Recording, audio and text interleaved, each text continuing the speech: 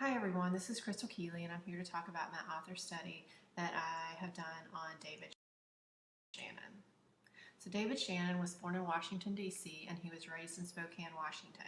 Shannon is an author and an illustrator for more than 35 children's literature books. He actually began writing and illustrating picture books at age 5 and he has had a love of art throughout his life. So he's received many different awards and recognition throughout his career as an illustrator and an author. He's been on the New York Times bestseller list. He's also been a Caldecott Honor Award as well. So what things inspire David Shannon? His inspiration comes from those that are in his life. His daughter Emma and his dog Fergus are in many of the stories that he writes. Fergus actually appears somewhere in all of his stories. We'll see if you're able to find him. So my vision for this project is going to be to read 9 different David Shannon books. The students will evaluate the different themes, characters, and writing styles in each of the books throughout book clubs with their classmates and with teacher question and answer sessions. After each of the lessons, the students will do a writing and illustrating activity, and we will build on each lesson daily by reviewing the book that we have read previously. Students are going to help them learn to make connections throughout the text, draw conclusions on the stories as they read throughout the stories. So the reason that I wanted to do this author study, according to Reading Rocket's Author Study Toolkit, one of the main reasons that I thought was the most important to do an author study is to help students develop their reading skills. Also, we're going to get students interested in and have a love for reading at an earlier age. And I think this is going to help students to connect with the author. I chose David Shannon particularly for this author study because he's the author and the illustrator of his books. And according to page 2 of this author study toolkit, kids often bond with their author, and that makes reading a more personal and fulfilling experience. So Shannon inserts a lot of his real life into his books, so I thought that the children would find that pretty fascinating. So when it was time for me to choose the books for the text selection that I wanted to read, I do have some previous experience with some of these books because I used to read them to my children when they were younger. The books are very colorful, so I thought they'd be a perfect choice for the author study. I wanted to physically be able to look through the books and make note of the illustrations and how I felt when I was reading the books. I wanted to, think to myself, is this a book that I would want to purchase? Is there a message or moral in the story? Do I think that my students could make a connection in the story? And are they going to learn something from the story? So my content, my goal is to encourage reading at a young age by choosing an author with whom the children can relate to and form a connection with.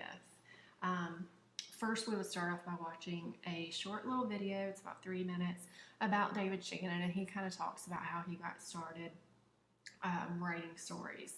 I want my students to bring life to the author of the book and know that he's a real person, he's not just a name on a book. Once they see the video right away, they're going to be engaged and want to learn more about him. David's first book, No David, was actually based on himself when he was 5 years old. So the students will realize that that's their age when he started writing and illustrating stories. So the students will connect with the title of the first book that I'm going to show them, entitled No David, because I'm sure many of them have been told no throughout their lives. So then after they've seen the video, I'm going to introduce the 9 books. I'm going to show them the cover of the book, and then I'm going to read the title of each book so they can take a look at the illustrations in the books and kind of draw on the illustrations as to the title, and maybe they can, guess and what they infer that the stories are going to be about.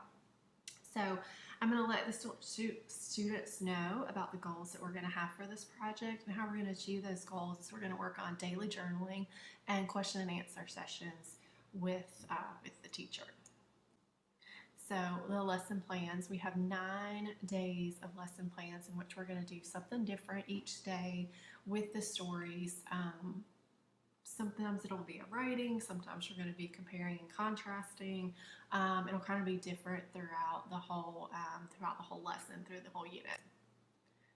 So there's some more information on the lesson plans.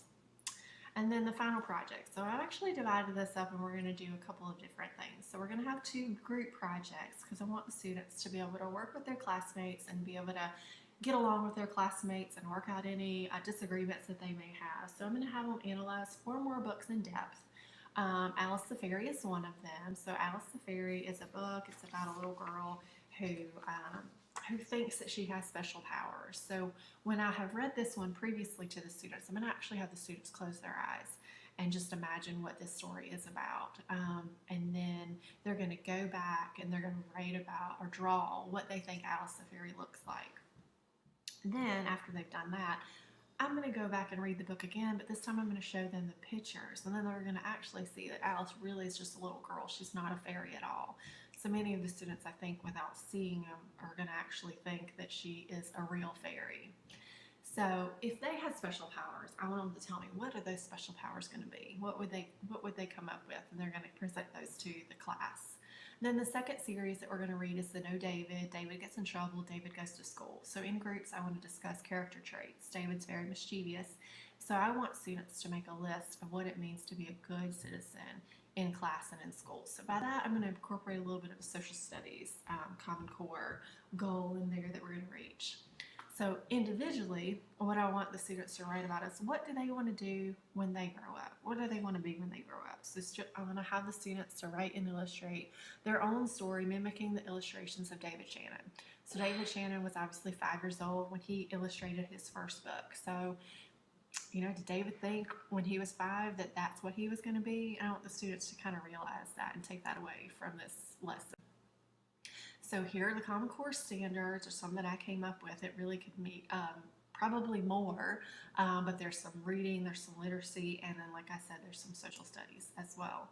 So my desired outcomes, I want to encourage the students to become lifelong readers. I want them to develop a love of being read to.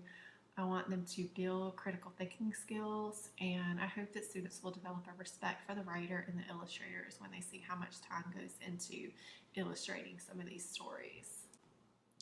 So here are the 9 stories that I chose from David Shannon. I thought they were all appropriate for kindergartners. And here are my references that I used. So this concludes my project. I hope you guys enjoyed it. Thanks.